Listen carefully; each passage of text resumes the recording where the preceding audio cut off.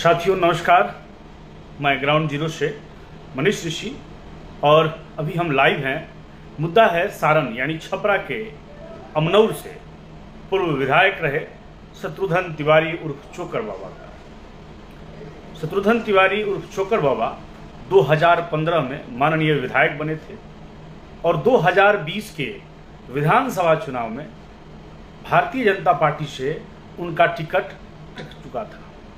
जिस समय भाजपा अपने कई एक विधायकों का टिकट काट रही थी, उसमें सबसे पहला नाम जिनका आया था वो नाम शत्रुघ्न तिवारी उर्फ चोकर बाबा का था। कान नाक एवं गला की समस्या से है परेशान तो डॉक्टर अभिषेक कुमार है बेहतर समाधान। ENT surgeon doctor Abhishek Kumar नई तकनीक से दे रहे हैं बेहतरीन सेवाएं। संपर्क करें दवाई वाला मेडिकल, डॉक्टर कौशल्या चौक से 10 मीटर पश्चिम, थावे रोड, गोपालगंज। जो अमनौर में सिटिंग विधायक थे, टिकट भाजपा ने काटा, लेकिन स्पष्ट तौर पर शत्रुघ्न तिवारी उर्फ चोकर बाबा ने उस समय सारण के सांसद और भाजपा के बड़े नेता राजीव प्रताप रूढ़ी पर कहीं ना कहीं आरोप लगाते हुए देखे गए थे।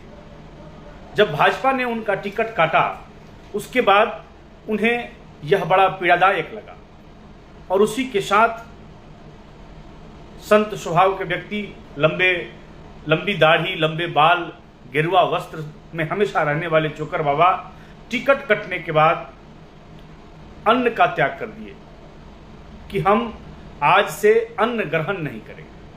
और आज लगभग 3.5 साल का समय बीत चुका है और चोकर बाबा अन्न ग्रहण नहीं कर रहे हैं। वो सिर्फ फलाहार पर अपना जीवन यापन कर रहे हैं। बीते दिनों 10 मई से उन्होंने अपने घर एक मांगलिक कार्यक्रम था, उस दिन से मौन व्रत शुरू कर दिए थे। जिस मौन व्रत को इसी 28 तारीख को 108 दिन पूरा हुआ और 108 दिन पूरा होने पर विधिवत पूजा अर्चना के बाद गरीबों को वस्त्रदान, भंडारे की व्यवस्था, 24 घंटा रामायण पाठ एवं चूंकि महादेव को मानने वाले हैं तो रुद्राभिषेक के साथ उन्होंने अपना मौन व्रत तोड़ा।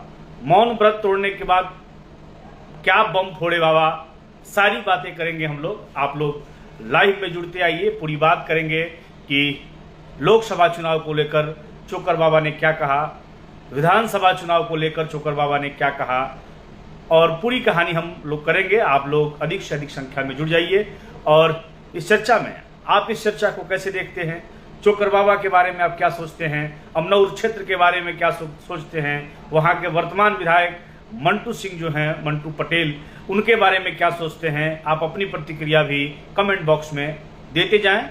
आगे हम अपनी बात को शुरू करेंगे। मुकेश सिंह सूर्या जी, स्वागत है आपका भी मुकेश जी। तो चर्चा को हम लोग शुरू करते हैं कि जैसे ही 108 दिन होने के बाद चोकर बाबा ने अपना मौन व्रत तोड़ा, उन्होंने कहा कि जिस तरह से हमारे साथ घात किया गया है और जिन जिन लोगों ने हमारे साथ घात किया, उन सब का जवाब देने का वक्त आ गया है। और हम महादेव को मानने वाले हैं और महादेव के आदेश से ही हम कोई भी कार्य करते हैं। महादेव का आदेश था कि तुम्हें मौन व्रत रहना चाहिए, हमने मौन व्रत किया। महादेव का आदेश था कि तुम अन्न त्याग दो, हमने अन्न त्याग दिया। जब स्थानीय पत्रकारों ने उनसे पूछा कि आप 2025 के चुनाव में क्या करने वाले हैं, चोकर बाबा का सीधे तौर पर यह कहना था कि 2025 के चुनाव में हम क्या करेंगे, उससे पहले 2024 का चुनाव है और 2024 के चुनाव में हमारे महादेव, हमारे इष्ट देव ने आदेश किया है कि हमें चुनाव लड़ना है। हालांकि अभी उन्होंने ये भी कहा कि हम किसी पार्टी में अभी नहीं हैं, हम स्वतंत्र हैं और कई एक दल के लोग हमसे संपर्क कर रहे हैं कि हम दल के साथ हो जाएं और चुनाव लड़ें, लेकिन अभी तक हमने किसी भी दल में जाने का कोई निर्णय नहीं लिया और ना ही हमने किस दल से चुनाव लड़ेंगे, किस दल से हम अपनी दावेदारी पेश करेंगे, इस पर कोई स्पष्ट निर्देश उन्होंने जनता को नहीं दिया है। बता दें कि 28 तारीख को जब ये पूजन का कार्यक्रम चल रहा था तो बिहार सरकार के वर्तमान कला संस्कृति मंत्री जितेंद्र राय सहित तमाम भाजपा के नेता एवं अन्य दलों के नेता, पूर्व MLC टूना जी पांडे, ये तमाम लोग चोकर बाबा के मौन व्रत तोड़ने के कार्यक्रम में सम्मिलित हुए और सभी ने चोकर बाबा के स्वास्थ्य पर चर्चा की। उसी में चर्चा के दौरान बिहार के कला संस्कृति मंत्री जितेंद्र राय का ने कहा कि बाबा बहुत जिद्दी व्यक्ति हैं और एक बार जो जिद कर लेते हैं उस पर अडिग रहते हैं, लेकिन मेरा निवेदन है कि इतने कठिन व्रत करने का जरूरत नहीं है। आप पुनः जिस तरह से सामाजिक जीवन में जी रहे थे, लोगों की सेवा कर रहे थे, वहीं वापस हो जाइए और फिर से लोगों की सेवा में जुट जाइए।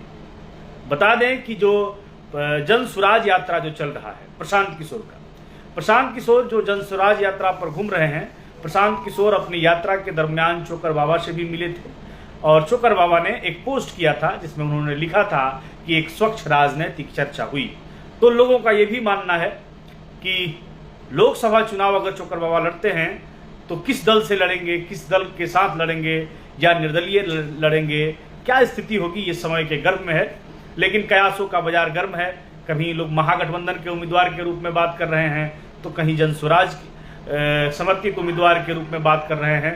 लेकिन बाबा का मौन धारण, मौन व्रत तोड़ने के बाद निश्चित तौर पर बाबा ने सारण की राजनीति में भूचाल ला दिया है।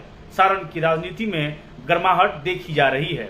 बता दें कि चोकर बाबा जो है उनके क्षेत्र यानी अमनौर के लोगों से जब भी बात होती है, अमनौर के लोगों से अधिकांश लोगों का ये कहना होता है कि जब 2015 में अमनौर से चोकर बाबा विधायक बने थे तो वो उनका जो पूरा 5 साल का कार्यकाल था उसे लोग जनता का कार्यकाल मानते हैं, ये लोगों का कहना है। चूंकि जो उनकी दिनचर्या है वो सामान्य रूप से रहती है, ना कि आज के वर्तमान राजनीतिक में जो नेता लोगों का जो तरीका होता है, जो जीवन शैली होती है, उससे कहीं भिन्न जीवन शैली और जीवन व्यतीत करने वाले चोकर बाबा आम जनता में काफ़ी लोकप्रिय हैं। चोकर बाबा की स्वभाव की बात करें तो शोषित, वंचित, कमजोर लोगों के लिए हमेशा खड़े रहते हैं और जो व्यवस्था है उसी में मदद करते हैं। जब पैसा नहीं रहता है तो अपने ही इस गमछे को लोगों के बीच में फैलाकर भीख मांगकर लोगों की सेवा करते उनको आए दिन देखा जाता है। तमाम मीडिया में भी ये जानकारियां चलती है।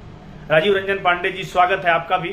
तो अभी हम लोग शत्रुघ्न बाबा पर थे कि शत्रुघ्न बाबा यानी एक विधायक, अमनौर से विधायक होते हुए उनका टिकट काट दिया गया। व्यक्ति पार्टी से दुखित हुआ और व्यक्ति ने अन्न को त्याग दिया, लेकिन भारतीय जनता पार्टी के शीर्ष नेतृत्व को इस पर कोई असर नहीं पड़ा और ना ही अभी तक शीर्ष नेतृत्व ने उस पर पहल की। चोकर बाबा अब अपने आप को स्वतंत्र बता रहे हैं, यानी उन्होंने भाजपा से अपना नाता तोड़ लिया है।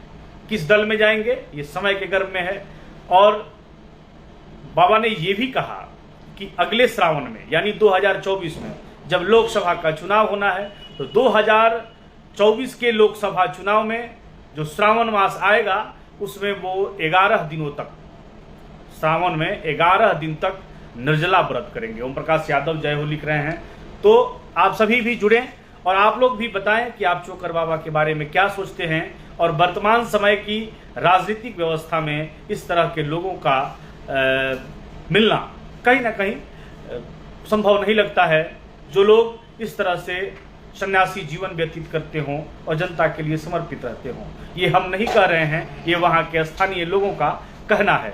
बाकी ये जानकारी, ये वीडियो आपको कैसा लगा और आप इस पर अपनी क्या राय रखना चाहते हैं, आप चोकर बाबा पर क्या कहना चाहते हैं, आप अमनौर पर क्या कहना चाहते हैं, आप सारण के लोकसभा सीट को कैसे देखते हैं, वर्तमान सांसद और अमनौर के वर्तमान विधायक मंटू जी पर क्या कहना चाहते हैं, रूढ़ी जी पर क्या कहना चाहते हैं, आप अपनी प्रतिक्रिया को भी व्यक्त करेंगे। आप देख रहे थे ग्राउंड जीरो, मैं हूं मनीष ऋषि। धन्यवाद।